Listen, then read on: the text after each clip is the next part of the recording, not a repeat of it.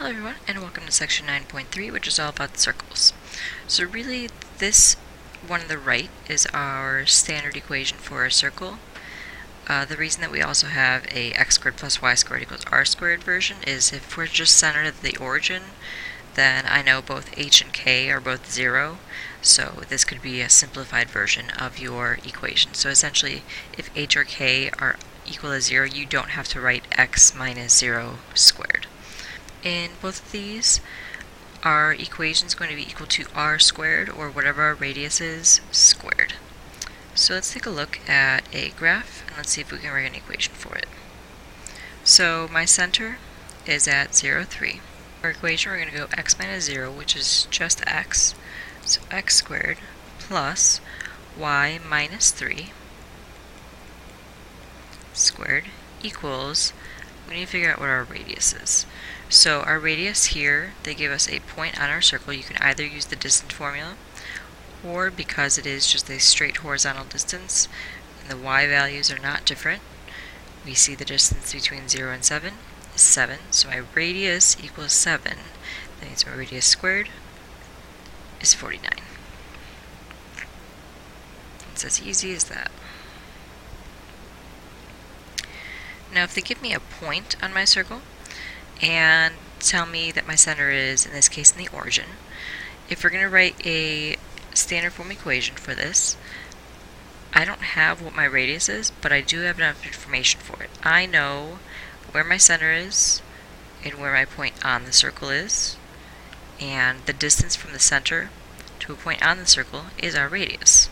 So since this one's centered at the origin, it's going to be x squared plus y squared equals, if I'm going to find the distance between 0, 0 and 3, 4, so distance between 0 and negative 3 is 3, distance between 0 and 4 is 4,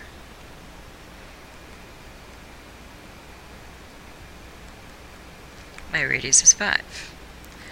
Notice, because I need r squared, I really didn't even need to take the square root. I could just get rid of the square root, and that's my r squared anyway. So equals 25. So if you get something ugly for your distance between your center and a point on the circle, don't worry about simplifying the radical because you're squaring it anyway.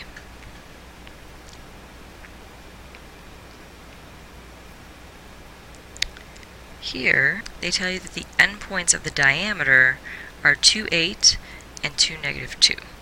So they didn't give us the center directly, but I know that in the center of my diameter is the center of my circle. So I can use the midpoint formula to find out where the center of my circle is, and then I'll do the distance formula from the center to one of my endpoints and figure out what my radius is.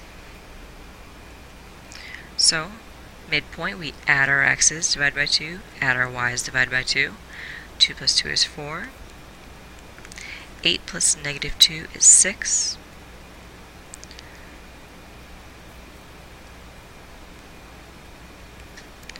So my center is at 2, 3. So if I wanted to start writing my equation,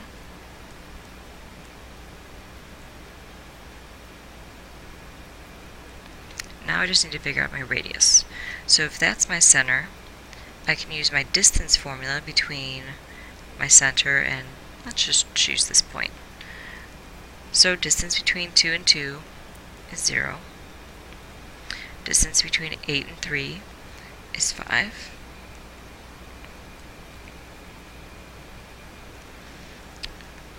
So my answer is the square root of 25 for my radius, which is 5.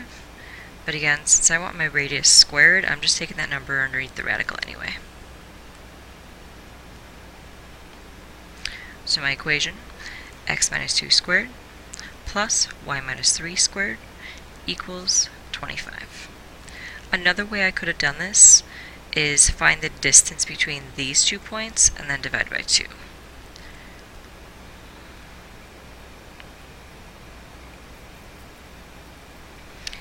Now let's actually graph them. So if I have an x squared plus y squared, I have an hk of 0, 0. So I know the center for this circle is 0. And then the key thing is just remembering that that's r squared So if r squared equals 9, my radius must be 3. So from my center, I go my radius amount, left, right, up, and down, and then I'll connect all those points, trying to make it look somewhat circular. If it ends up looking a little diamondy, it's okay. So that's my circle. Now, if they give me something where we're not centered at the origin, they could very well give it to me where it's not in the nice vertex form yet. Not in standard form. So, we'll complete the square to get there. I'm going to rewrite some of these things, group things so that they're a little bit more logical.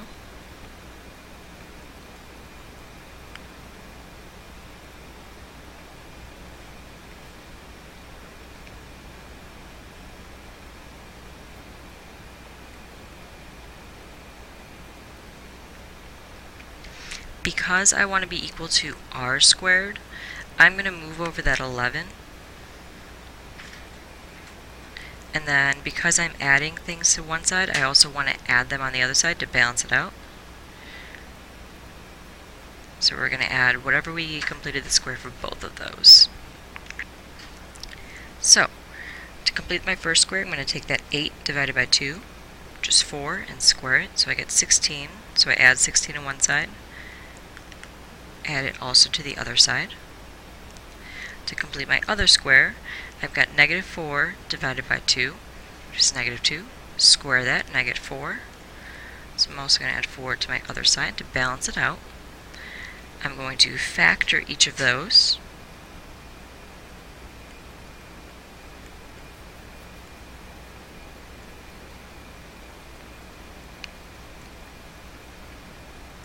And then I have negative 11 plus 16 plus 4, which gives me an r squared value of 9. So my center is at negative 4, 2. Please remember anything in parentheses is the opposite of what it looks. My radius is 3. So I need to first go to negative 4, 2. And then from that center point, I'm going to go my radius amount up, down, left, and right.